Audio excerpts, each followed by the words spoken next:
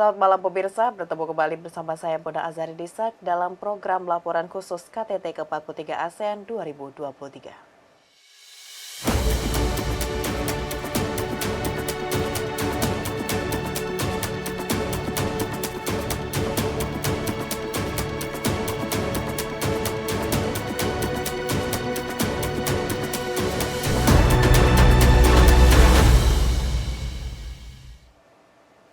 Kita ke informasi pertama pemirsa, Presiden Joko Widodo diagendakan memimpin langsung 4 agenda pertemuan akhir ASEAN dengan mitra ASEAN.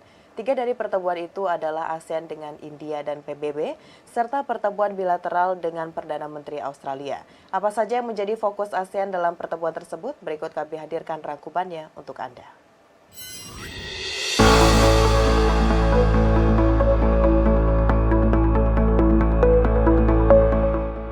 ASEAN dan India menjadi pertemuan pertama di hari ketiga KTT ke-43 ASEAN. Presiden Joko Widodo menyambut langsung kedatangan Perdana Menteri Narendra Modi di JCC pada Kamis 7 September 2023. Dalam pertemuan itu, Presiden Joko Widodo mengatakan ASEAN dan India dapat bekerja sama memanfaatkan potensi besar Samudra Hindia untuk pengembangan ekonomi biru, ketahanan pangan, konektivitas maritim, dan sumber daya energi laut yang berkelanjutan. Presiden Joko Widodo juga menekankan pentingnya kerjasama ASEAN dan India dalam menanggulangi kejahatan maritim seperti perampokan, penyeludupan manusia, narkotika, dan illegal fishing. Kita harus mampu menjadikan lautan sebagai a sea of cooperation, bukan a sea of confrontation, yang harus terus dijaga stabilitasnya, yang harus terus dijaga kedamaiannya.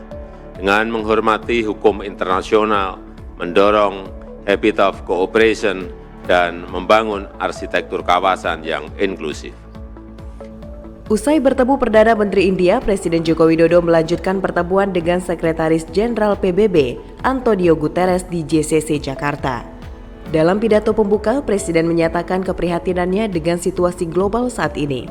Presiden menekankan ASEAN dan PBB perlu bergandengan tangan menjaga perdamaian dan mengatasi berbagai tantangan, termasuk isu Myanmar.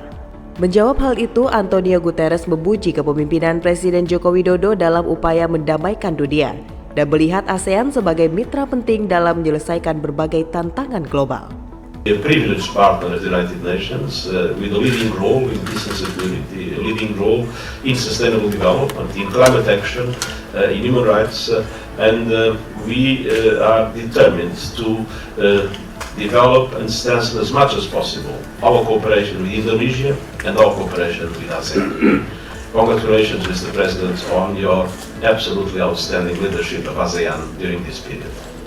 Selanjutnya pada siang hari, Presiden Jokowi melakukan pertemuan bilateral dengan Perdana Menteri Australia, Anthony Albanese. Dalam pertemuan itu, Presiden menekankan bahwa Australia memiliki posisi spesial selain sebagai mitra komprehensif sekaligus penghubung kawasan Pasifik.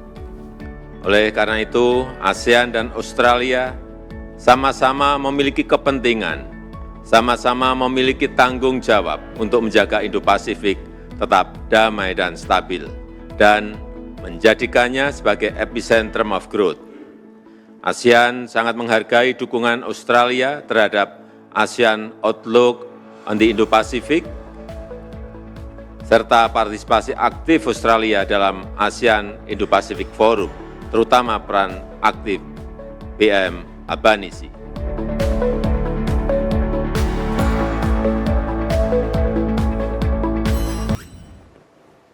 Pemirsa, konferensi tingkat tinggi ASEAN 2023 berlangsung sampai tanggal 7 September 2023. Tepat di hari terakhir KTT ASEAN 2023 ini, Presiden Joko Widodo menegaskan bahwa Indonesia mengedepankan dan menghormati nilai kesetaraan di antara negara-negara di Asia Tenggara saat mengemban keketuaan pada KTT ASEAN 2023. Implementasi nilai kesetaraan menjadi faktor kunci untuk memperkuat persatuan di kawasan.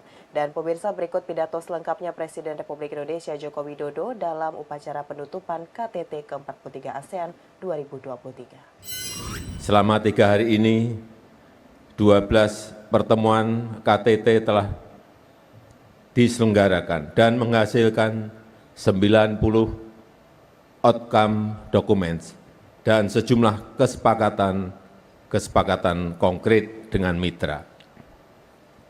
Selama pertemuan saya menangkap optimisme dan energi yang positif dari seluruh yang hadir.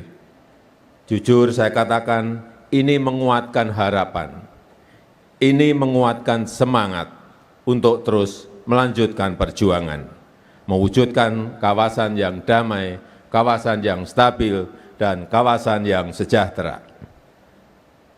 Mari kita kukuhkan kawasan Indo-Pasifik sebagai teater perdamaian dan inklusivitas.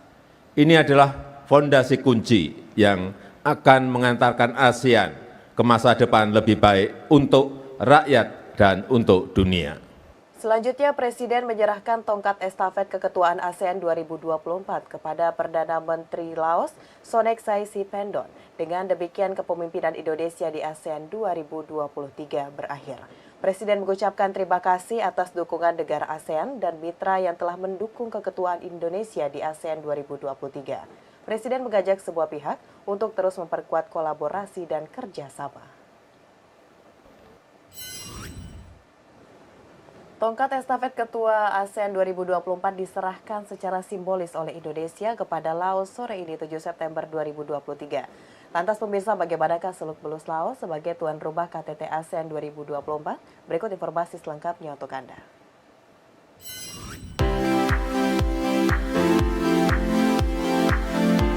Indonesia resmi menyerahkan tongkat estafet keketuaan ASEAN 2024 kepada Laos sebagai pemimpin berikutnya. Serah terima secara simbolis tersebut dilakukan Presiden Republik Indonesia Joko Widodo kepada Perdana Menteri Laos Sonexay Siphandone di penghujung acara KTT ke-43 ASEAN di Jakarta Convention Center pada Kamis 7 September 2023. Dalam sejarah ASEAN, Laos bergabung di tanggal yang sama dengan Myanmar, yaitu pada tanggal 23 Juli 1997 sebagai anggota ke-9. Bergabungnya Laos ke dalam ASEAN dilakukan melalui pertemuan para Menteri Luar Negeri ASEAN ke-30 di Subang Jaya, Malaysia. Sepanjang menjadi anggota ASEAN, Laos tercatat telah menjadi tuan rumah KTT ASEAN sebanyak 2 kali, terhitung saat KTT ke-10 ASEAN 2004 dan KTT ke-28 dan 29 pada 2016 lalu. Secara resmi, Laos dikenal dengan nama The Lao People's Democratic Republic atau Republik Demokratik Rakyat Laos. Kata Laos sendiri berasal dari kata lansang yang berarti kerajaan jutaan gajah. Berdiri pada 2 Desember 1975 dengan ibu kota Vientiane, sistem pemerintahan Laos berupa kabinet parlementer dengan sistem partai tunggal yaitu Partai Revolusioner Rakyat Laos atau PRRL.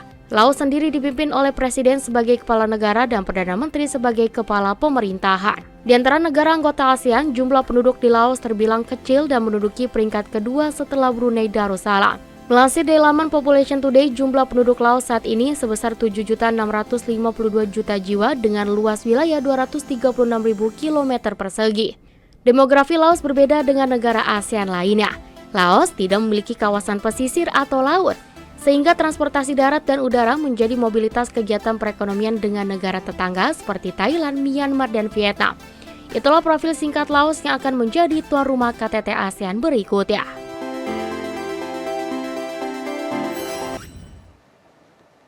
Pemirsa, konferensi KTT ke-43 ASEAN 2023 resmi ditutup di Jakarta. Berikut kutipan hasil konferensi KTT ke-43 ASEAN yang disampaikan langsung oleh Presiden Republik Indonesia Joko Widodo. Setelah melalui proses yang panjang dan sulit, akhirnya kita berhasil mensepakati EAS Leaders Joint Statement mengenai epicentrum of growth.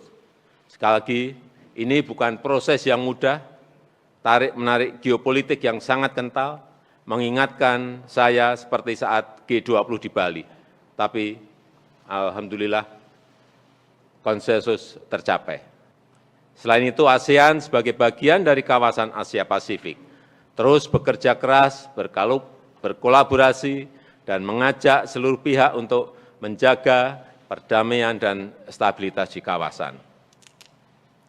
Indonesia dan ASEAN juga terus mensuarakan kepentingan negara-negara Pasifik, kepentingan negara berkembang, termasuk hak untuk mensejahterakan rakyatnya melalui hilirisasi industri.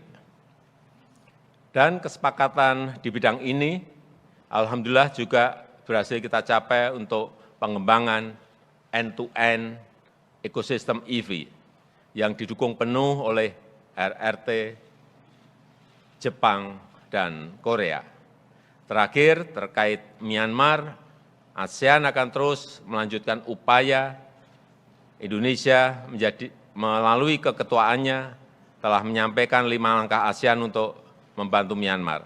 Salah satunya melalui pembentukan mekanisme Troika.